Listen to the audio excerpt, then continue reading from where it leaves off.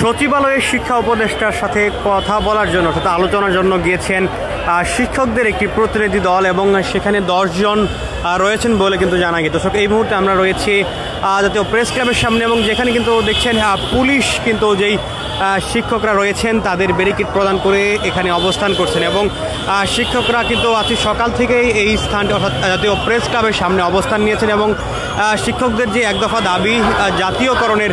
যে দাবি সেই দাবিতেই মূলত তারা আজকে এখানে সমবেত হয়েছেন এবং শিক্ষকদের এই মহাসমাবেশে যুক্ত হয়েছেন দেশের সারা দেশের বিভিন্ন শিক্ষা প্রতিষ্ঠানের শিক্ষকরা এবং তারা যেমনটি বলছিলেন এমপিওভুক্ত যে সকল শিক্ষা প্রতিষ্ঠান রয়েছে স্কুল কলেজ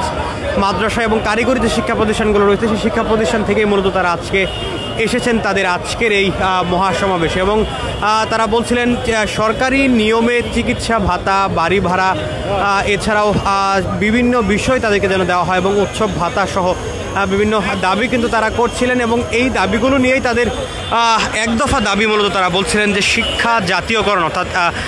যে এমপিওভুক্ত শিক্ষা প্রতিষ্ঠানগুলো রয়েছে সেগুলো যেন জাতীয়করণ করা হয় সেই দাবিতেই তারা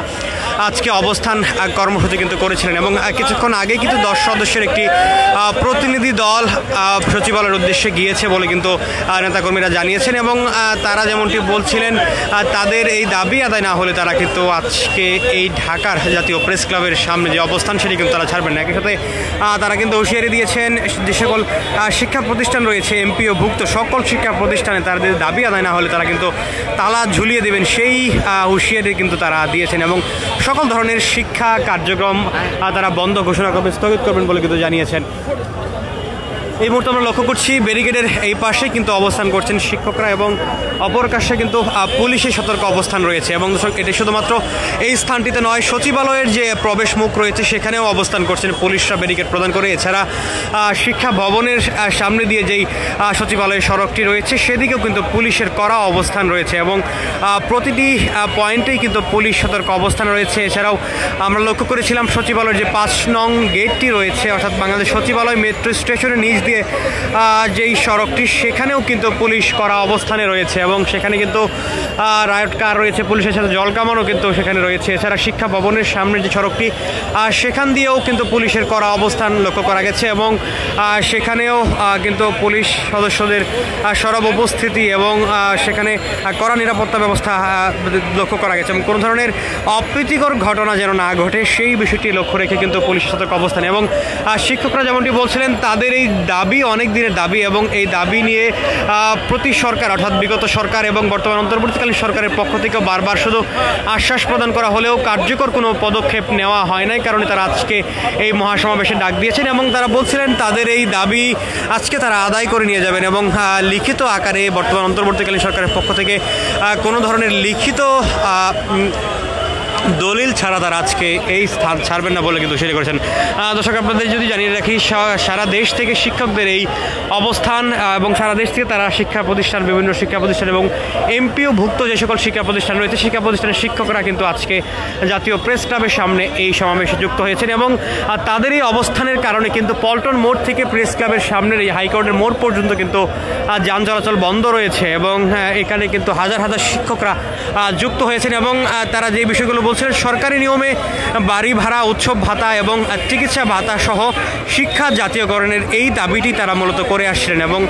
তাদের দাবি আদায় না হওয়া পর্যন্ত তারা এই অবস্থান কর্মসূচি একই সাথে তারা বলছিলেন তারা কিন্তু অবস্থান কর্মসূচি যেমন পালন করবেন এবং তাদের দাবি যদি আজকের মধ্যে আদায় না হয় তাহলে কাল থেকে কিন্তু তারা শিক্ষা প্রতিষ্ঠানগুলোতে সারা দেশের এমপিওভুক্ত শিক্ষা প্রতিষ্ঠানগুলোতে তারা ঝুলিয়ে দেওয়ার হুঁশিয়ারি কিন্তু করেছেন এবং এই যেই এমপিওভুক্ত শিক্ষা প্রতিষ্ঠান তার মধ্যে কিন্তু রয়েছে স্কুল কলেজ মাদ্রাসা কারিগরি বিভিন্ন শিক্ষা প্রতিষ্ঠান এতে যুক্ত রয়েছে এবং শিক্ষকরা সেটি বলছিলেন তাদের এই এমপিওভুক্ত শিক্ষা প্রতিষ্ঠান শিক্ষা জাতীয়করণ না করা হলে তারা বিভিন্ন ধরনের বৈষম্যের শিকার বিগত সময়গুলোতে হয়েছেন এবং তাদের যে ন্যায্য অধিকার সেই অধিকার আদায়ের লক্ষ্যেই তারা আজকে মাঠে নেমেছেন এবং তারা মাঠে থাকতে চান না বলে কিন্তু জানিয়েছেন এবং এমপিওভুক্ত শিক্ষা জাতীয়করণ প্রত্যাশী জোটের ব্যানারে কিন্তু সারা দেশ থেকে শিক্ষকরা আজকের এই সমাবেশে যুক্ত হয়েছেন। দর্শক, ইতিমধ্যেই কিন্তু শিক্ষকদের এই যে শিক্ষকদের সমাবেশের যেই এমপিওভুক্ত শিক্ষক জাতীয়করণ যেই প্রত্যাশী জোট রয়েছে, সেই জোটের 10 জন প্রতিনিধি দল কিন্তু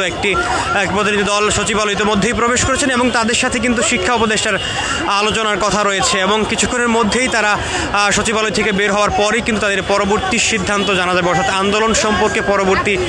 সিদ্ধান্ত জানা যাবে। এবং শিক্ষকদের এই অবস্থানের কারণে কিন্তু বাংলাদেশ সচিবালয় যে মেট্রো স্টেশনটি এখানে রয়েছে সেখানে তার পাশে কিন্তু সেই ফটকগুলো কিন্তু বন্ধ করে দেওয়া হয়েছে এবং অনেক শিক্ষককে আমরা লক্ষ্য করেছি মেট্রো স্টেশনের উপরে তারা অবস্থান করছেন। দর্শক, এই মুহূর্তে প্রেস ক্লাবের শিক্ষকদের এই অবস্থান থেকে সর্বশেষ পরিস্থিতি জানাচ্ছিলাম এবং তাদের এই অবস্থান কিন্তু সকাল থেকে রয়েছে এবং এক দফা যে দাবি শিক্ষা প্রতিষ্ঠান জাতীয়করণের সেই দাবিতেই এখন পর্যন্ত তারা অনড় রয়েছে। দর্শক, এই ছিল জাতীয় প্রেস ক্লাবের সামনে থেকে শিক্ষকদের অবস্থানের সর্বশেষ পরিস্থিতি।